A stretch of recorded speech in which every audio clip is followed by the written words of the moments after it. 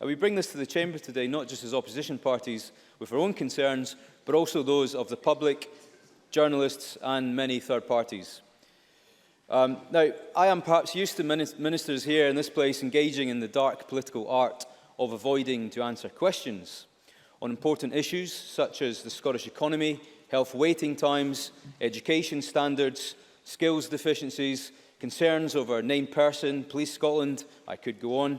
In fact, anyone who sat here today during portfolio questions had to sit through a very painful 40 minutes of apologies, excuses and shoulda, coulda, wouldas from the front bench. The answer generally follows a pattern. It's usually deflection. And it usually involves the words Tories, UK government or Westminster. In fact, we've heard UK government bingo played today already. Presiding Officer, you can brush us off in this place, but people outside of this chamber have had enough. People have an absolute right to ask robust questions of their government, but not only that, get robust answers back. There is no anti-government conspiracy here today.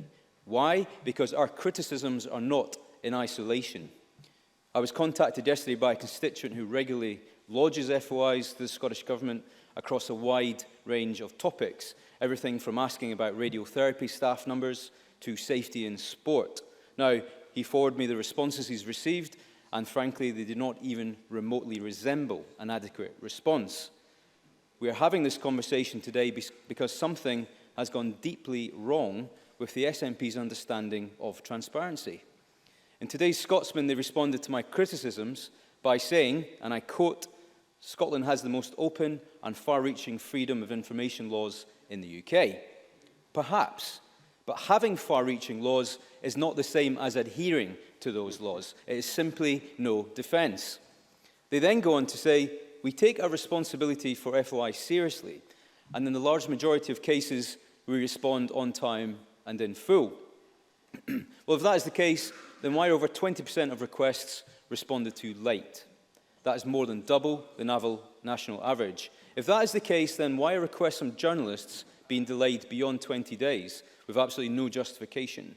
And if that is the case, why are we finding out that in the example of the Forth replacement crossing, there was not a single minuted meeting between the minister in charge of that project and its main contractor in the crucial 6 months from October to March? Not a single minuted meeting. And if it is the case that you take FOI seriously, then why are Scottish ministers not sending full written updates to the Foreign Office after official overseas visits, as per the Scottish Ministerial Code? Is that an intervention? I shall carry on. It was that, perhaps I heard the word UK government or Westminster. I'm sure that was the excuse, as always. Rosemary Agnew. Well, it's not just me saying that. It's Rosemary Agnew, the Scottish Information Officer, previously branded this government's performance simply as totally unacceptable. Those are the words she used. And earlier this month, we already know that journalists from across the political spectrum, not just from one area or another, they all signed a joint letter around this very issue. Delayed responses, poor responses, and in some cases, no response at all. What we're asking for today is nothing out of the ordinary.